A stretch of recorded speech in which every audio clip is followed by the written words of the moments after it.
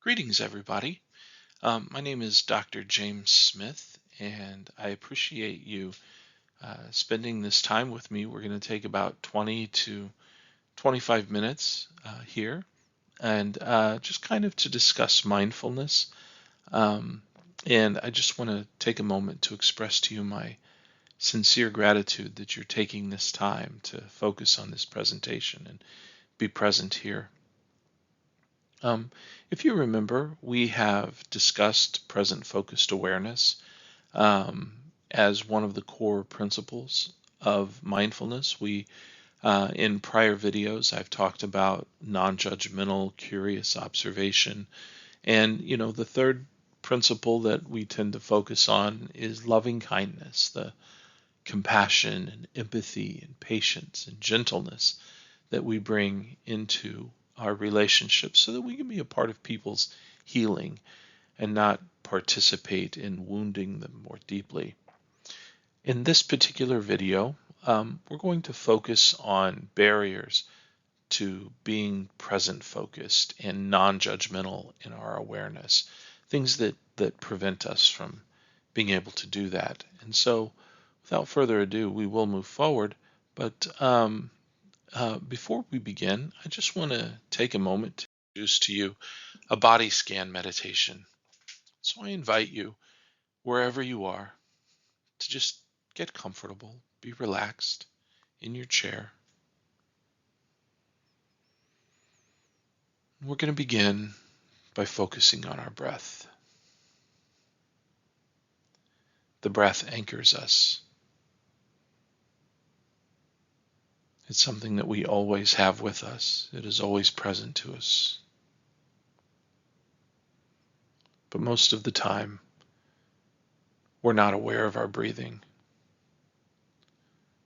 Sometimes we're not aware that we're not breathing until all of a sudden we gasp for air because we realize we've been holding our breath for some reason, usually in moments of um, high emotional charge or, tense, tense moments in our lives. We may find ourselves holding our breath. So in this moment, we're just going to begin by focusing on our breath.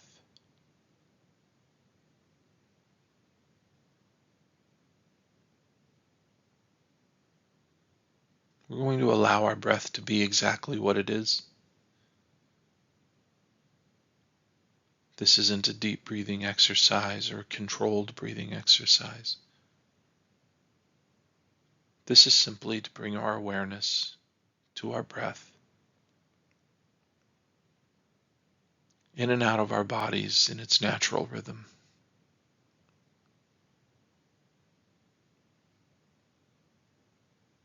Noticing ourselves inhaling,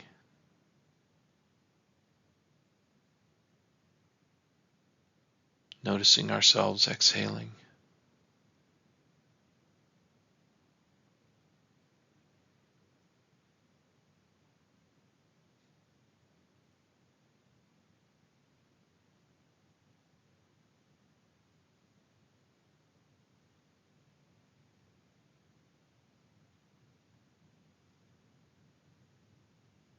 As we do this, we're just going to bring awareness to different parts of our bodies.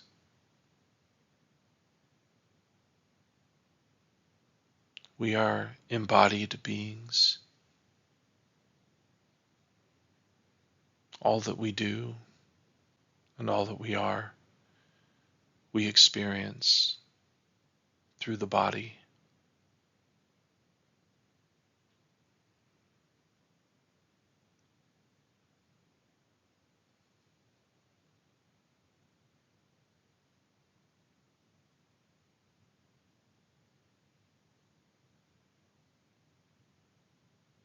Many of our experiences, even if it is simply emotion or thought, bring with it a physical component.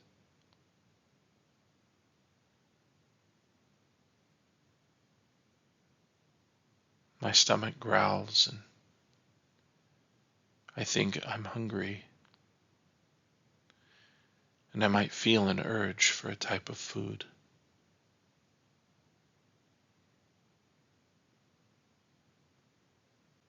My eyes might burn or feel heavy, and I think I'm tired, and I might feel heavy, exhausted.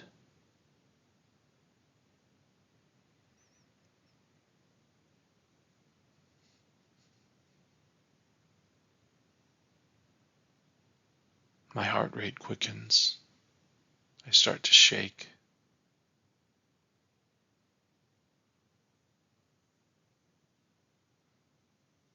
I might think, oh, I'm anxious, or maybe I'm excited. I might feel fear, or I might feel anticipation.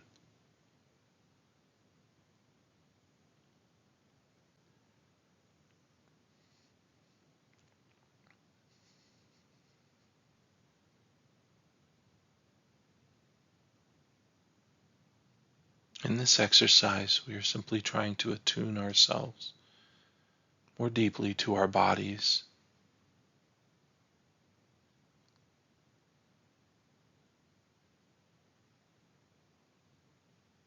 So as we inhale, we're going to allow our awareness, our attention, to move up and down our bodies. Just noticing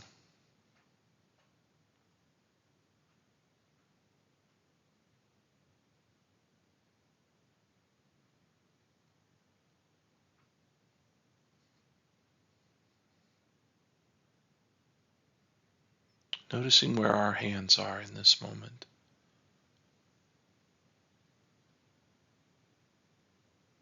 Are your hands together? Are they apart? What are they resting on? Are they open or closed? And what are they touching?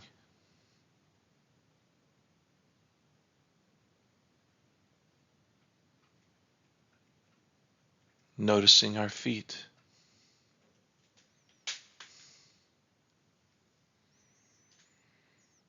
Are they resting on the floor? Do we have them elevated?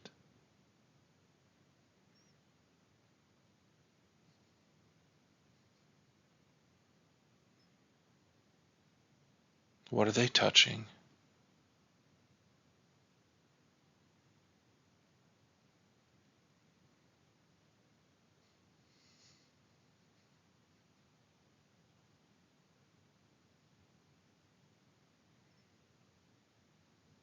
Noticing our abdomen.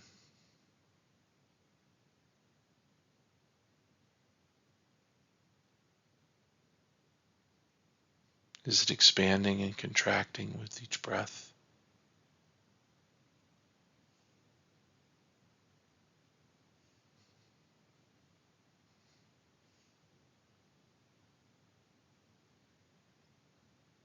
Are we full or empty?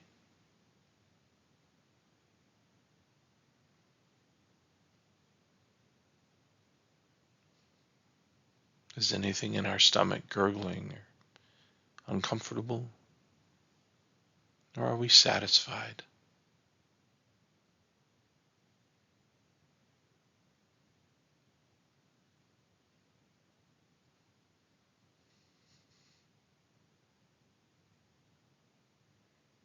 Noticing our shoulders and our back.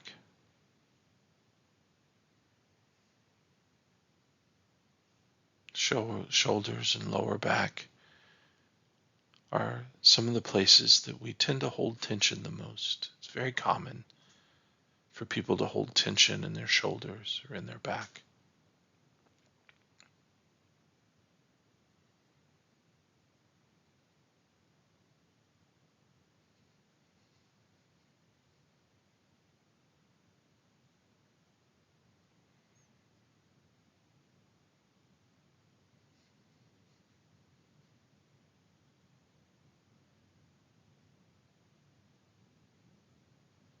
Are they relaxed?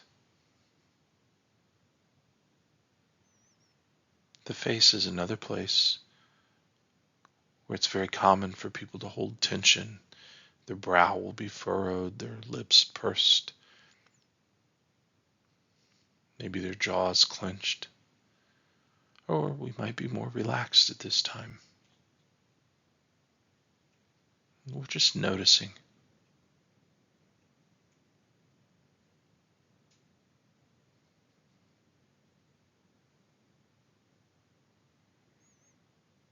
The crown of our head and the back of our head and the area behind the ears. The neck.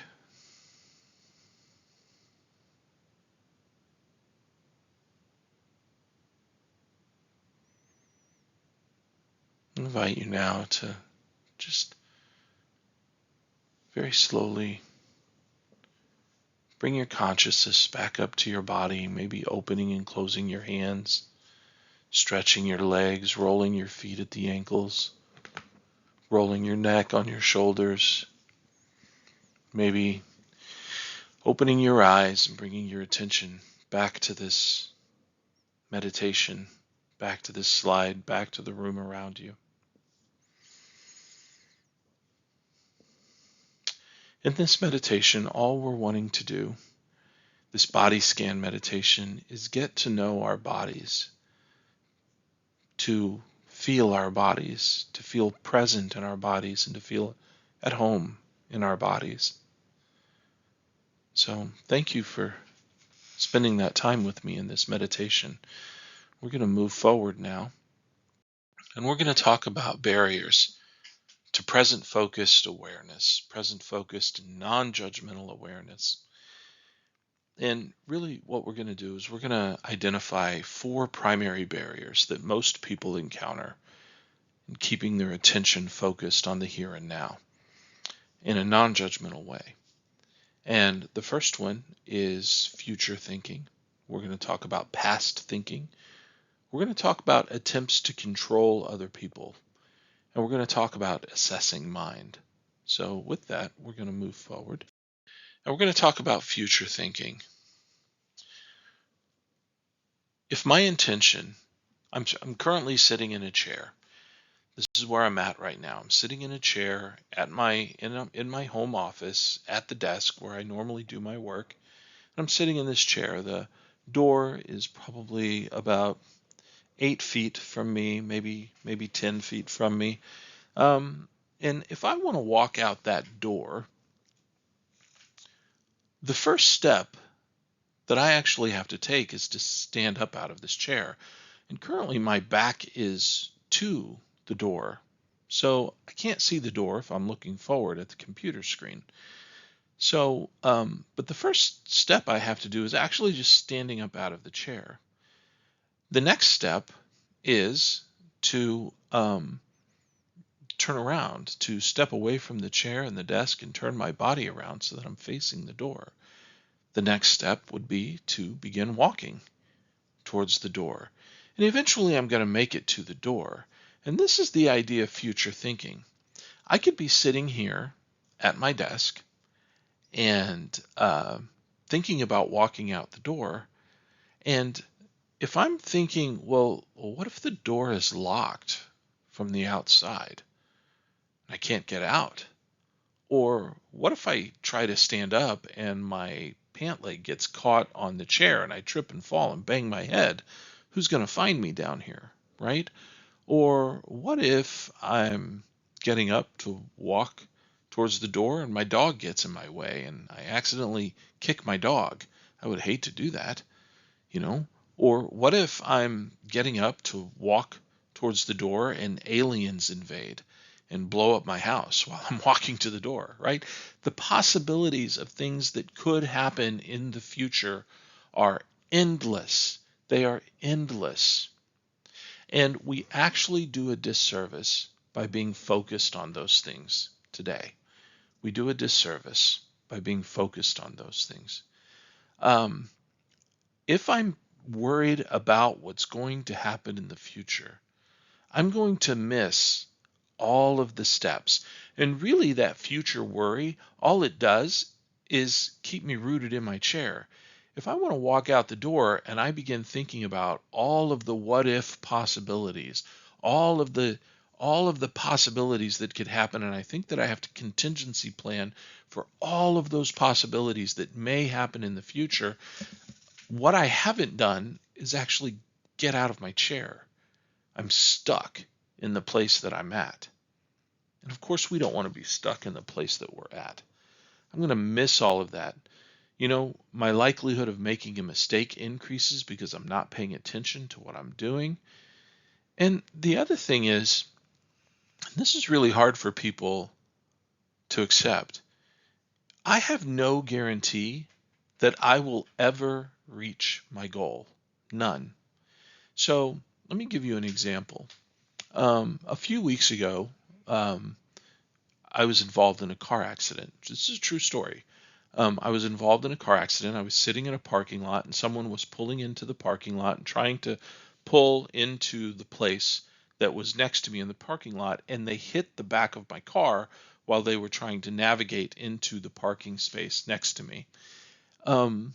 So I called my wife. I let her know what happened, and I told my wife it was a young person that hit my car, and I talked to the young person's parents, and they asked me not to turn it into insurance until we got some estimates and see maybe if they could pay it out of pocket. And I was like, fine. So I communicate this to my wife, and my wife's response is, well, we're going to get the car fixed. Very understandable. She wants to have the car fixed. I want to have the car fixed. But the reality is there is no guarantee that the car will ever get fixed. None. Because anything could happen between when the car was damaged and when the car is going to get fixed. Anything could happen. I could be driving down the road and a deer run out in front of me and I hit a deer and it totals the car, right? I could be there could be a severe hailstorm while my car is parked outside and the car just gets demolished by hail. Um, I could get into an accident, right? There are any number of things that could happen that are way outside of my control that could create the end result that I never reach the goal of getting my car fixed. That's the reality that we live with. And so having a goal is important, but we hold those goals loosely. They give us an idea of what the next step is to take, but we shouldn't be so focused on the goal that that we miss the steps in between. The only thing that I have power over in my life is the next step that I need to take, is taking the step that I'm on to move me to the next step. The only thing that I have power over in this moment, if I want to walk out the door that's behind me, is standing up out of the chair. So, future thinking, when we get locked into the future, that becomes a barrier to being focused in the present.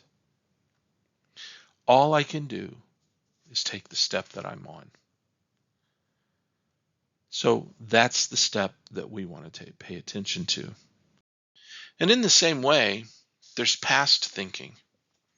So I have a goal for the future, and I'm here in this moment, but I'm thinking about something that happens in the past. The fact is that time only moves one direction. The arrows only go one way. I cannot change the past.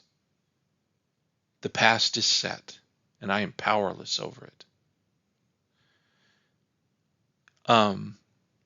If I am focused on past things, that focus on past things will prevent me from identifying the next step I need to take.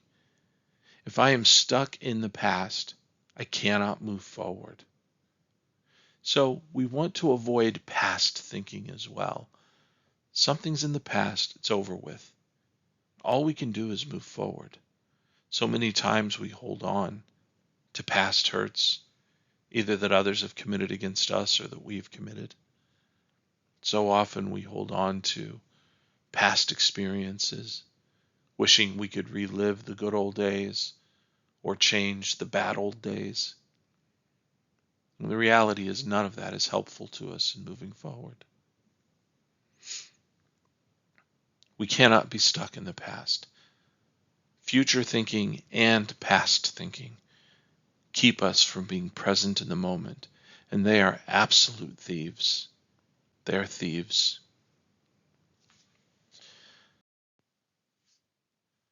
Present focused awareness of self and others in relationship.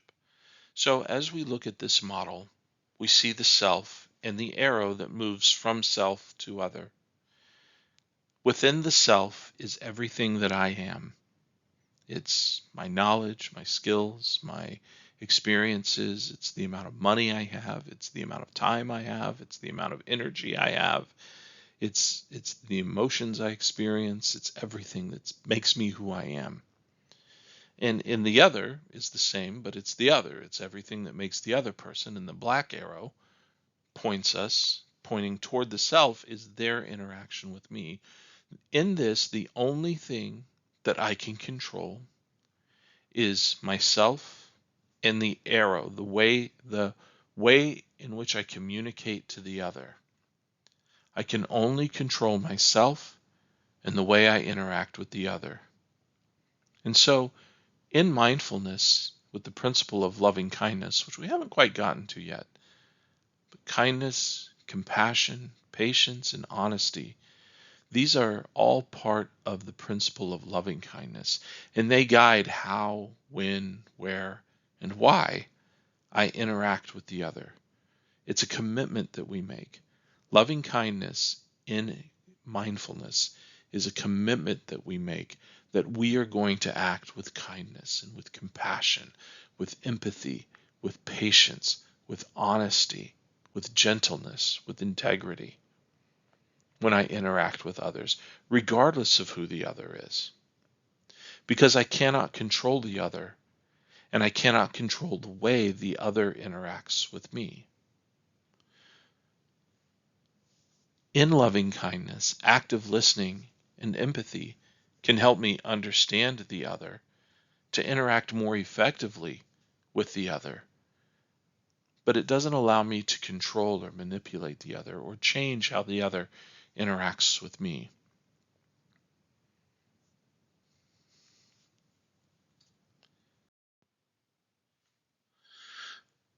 We also have assessing mind.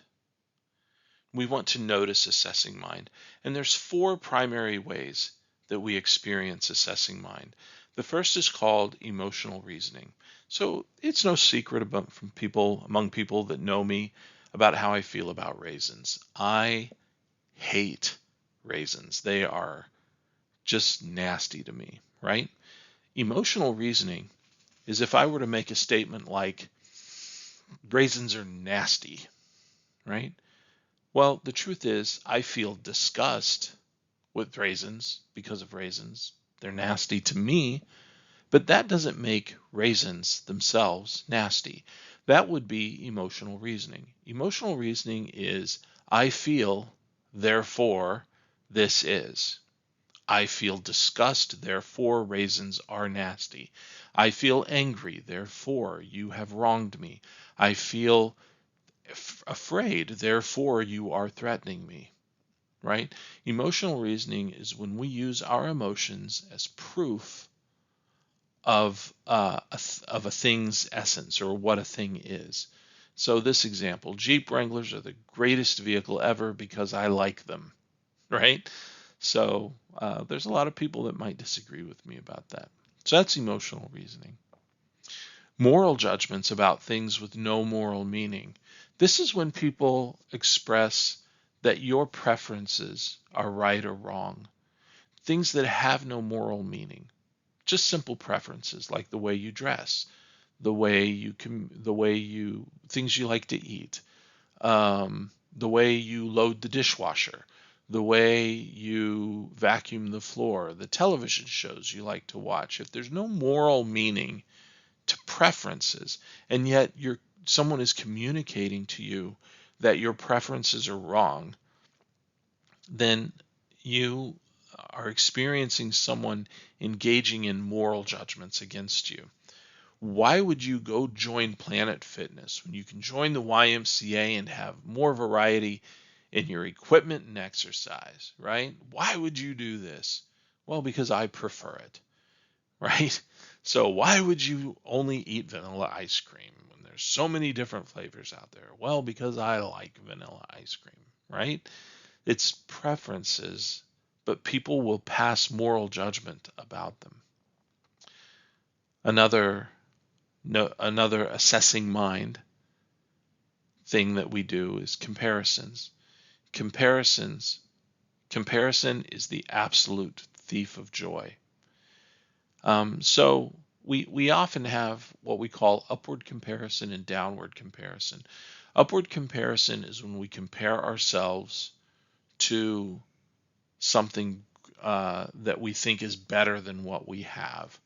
So they never have to work hard for anything. Must be nice to have that much money. Comparing myself to somebody who might be uber rich, right? That's an upward comparison. And then we have downward comparisons. Well, yeah, it was bad, but at least I'm not starving, living on the streets, right? So here I'm comparing myself to people who may not have it or may have it worse than I do. Neither one of those are healthy for us.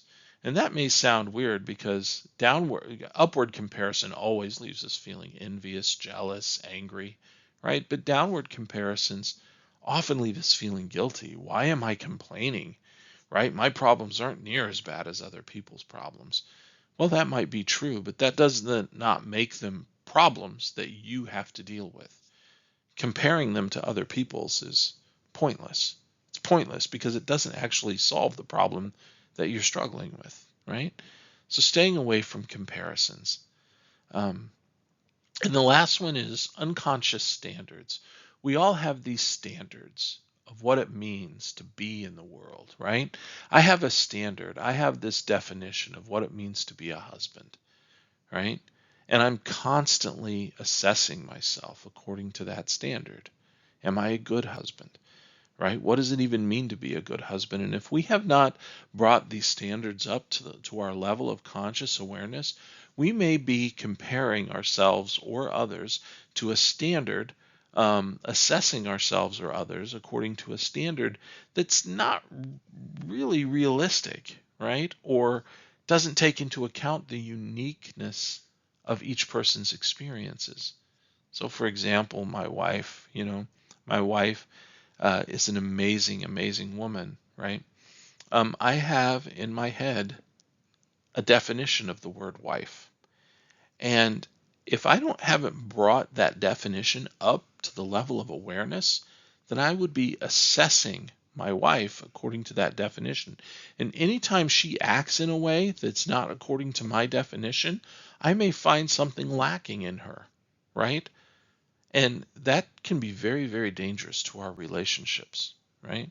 So this example, if she were a good friend, she wouldn't like his posts on Facebook after what he did to me.